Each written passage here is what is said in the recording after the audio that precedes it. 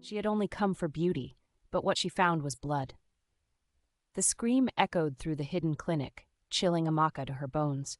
She lay frozen on the operating table, her heart pounding as the door burst open.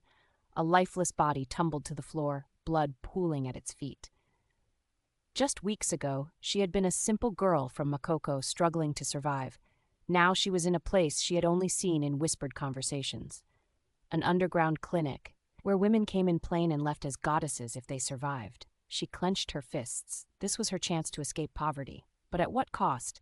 In the heart of Lagos, where dreams sparkle like gold in traffic lights and the air buzzes with ambition, one girl's hunger for more would lead her down a path few return from. In the bustling waterside slum of Makoko lived a striking girl named Amaka. She had sharp eyes, smooth brown skin, and a heart full of fire. But from the moment Amaka learned to speak, she had only one thing to say: I want more. Her mother, Ngozi, had scrubbed floors in Lekki for over 25 years, yet nothing ever changed. Their room was so small that the mattress touched the stove and the cracked walls sang each time the wind passed. The neighborhood smelled of fish, sweat, and roasted plantain, and even though this life was all Amaka had ever known, she despised it. Every night, she lay on her thin mattress scrolling through Instagram, her eyes glued to the perfect lives of Lagos it girls. Girls her age wore Peruvian wigs, held Hermes bags, and posted videos sipping champagne in Dubai, all while whispering captions like "soft life only" or "some of us are just built differently."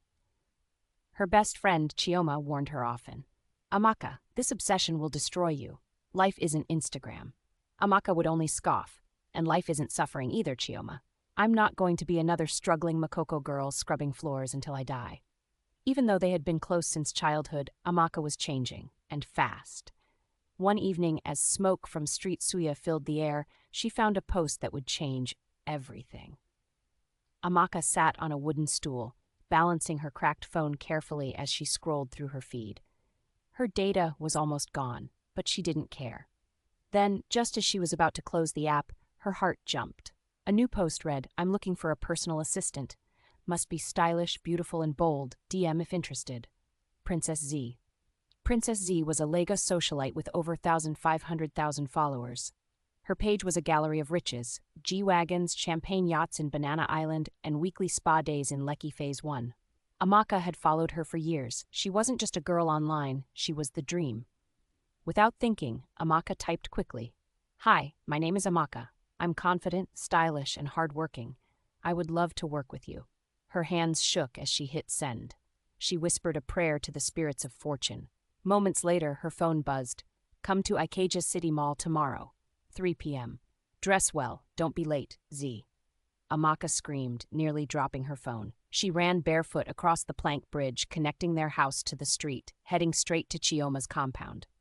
I got a job, she shouted. How? When Chioma asked eagerly, holding Amaka's hands happily, until Amaka gave her the gist, Chioma frowned. Wait, is it that influencer? Yes, she wants to meet me at Ikeja Mall. Amaka, please be careful, you don't know these people. But Amaka rolled her eyes. Do you know how many girls would kill for this chance? This is my way out. Chioma sighed. She had seen this hunger before, and how it could burn everything in its path. Fine, she said quietly. Just promise me. Be careful. But Amaka was already dreaming of the soft life. She couldn't hear the warning in her friend's voice or the danger that waited. The next day, Amaka stood in front of a mirror made from a broken window pane. She wore a borrowed dress from Chioma, tight, shiny, and just expensive-looking enough to pass. Her old wig had been straightened with a hot iron, and her lips glistened with borrowed gloss. She took a deep breath. This was it. For the first time in her life, Amaka entered Ikeja City Mall. The air inside was cold and smelled like rich people's perfume. Everyone walked fast, holding shopping bags and expensive phones. Her heart pounded. She felt like a rat in a palace. Then she saw her. Princess Z sat alone in a high-end cafe, wearing designer sunglasses and sipping a golden drink. Her skin glowed like fresh palm oil, and her hair, long, bones straight and flawless, fell like silk past her shoulders. You're late, Z said without even looking up. Amaka blinked. She had arrived 10 minutes early. I'm sorry, she muttered. Sit. She obeyed quickly, folding her hands tightly under the table. Up close, Princess Z was even more perfect. Her nails were long and sharp, and her earrings sparkled like diamonds. Z finally looked at her, lips curled in a smirk. "You're pretty. That's important. But can you keep up?" "I can," Amaka said, trying to sound confident. "Good," Z replied, standing to leave. "Come to my apartment tomorrow. Don't be late." As Amaka sat in a kicking Apep back home, her mind spun like a washing machine. She was dizzy with excitement. She had been chosen. For the first time, someone powerful had looked at her and seen value. Not a struggling girl from the slums, but someone worthy of diamonds. She stared at her reflection in the window and smiled. The soft life had called, and she was ready to answer. The next morning, Amaka woke up before the roosters. She wore the same borrowed black dress, this time pairing it with cheap heels and confidence. Her wig was brushed, her face powdered, and her eyes wide with hope. She took a taxi to Lekki Phase 1, passing the bridge into a part of Lagos she had only seen online. When she arrived at Z's apartment building, her mouth dropped. The glass towers stood tall, reflecting the morning sun like diamonds. The security guard didn't ask a single question. He just nodded and let her in. Inside, everything smelled of vanilla and money. The elevator whispered as it rose. When the doors opened, Amaka stepped into a space that didn't feel real. Marble floors, velvet sofas, chandeliers that dripped gold. Princess Z emerged from her bedroom, wrapped in a silk robe, sipping orange juice. "You made it," she said casually. Amaka nodded, still staring at the glowing lights above. "Good, let's work." The first few days were easy. Z asked her to organize her closet, reply to brand emails, and set up her ring light for TikTok videos. Amaka followed every order without question, trying to prove herself. But soon she started noticing strange things. Z would dress up in 10 different outfits, take pictures pretending to eat food she never touched, then throw it away. She'd shoot a video entering a luxury car, then immediately come back upstairs. One day, they went to the airport. Z posted pictures beside a private jet, also got into the jet and posted several others sighting and taking a glass of wine, looking out of window, and several other positions posing like a superstar. But the moment the camera clicked, they got off and went back home in a bolt. Amaka blinked. "Wait, we're not flying?" Z rolled her eyes. "Sweetheart, we don't need to fly. We just need people to think we are." That was the day Amaka learned her first lesson. Influencing wasn't about being rich, it was about looking rich. After just 2 weeks, Amaka had learned more than she ever expected. Z was not just an influencer, she was a master illusionist. Amaka discovered that almost everything was borrowed. The designer bags, rented for photo shoots, the luxury cars, lent by powerful men. Even the girls' trips to exotic islands were staged from rented rooftops and edited backgrounds. At first it shocked her, but soon it intrigued her. One night, as they prepared for a party in Lekki, Z turned to her. "You have potential," she said, adjusting Amaka's wig, "but you still look like a broke girl. In this world, image is everything." "I don't have money to look expensive," Amaka said quietly. Z smirked. "You don't need money, you need connections." That night, they stepped into a rooftop party that looked like a dream. Women glided in designer gowns, skin glowing under fairy lights. Laughter floated through the air like music. Champagne bottles popped in rhythm with loud, booming Afrobeats, and the men, tall, dark, and dripping wealth, watched every movement. Z leaned close and whispered, "That's Chief Dyke. He likes new girls. Smile." Before Amaka could respond, the man approached. He was in his late 50s, dressed in all white, gold rings shining on every finger. His eyes stopped on Amaka. "And who's this beauty?" Z grinned.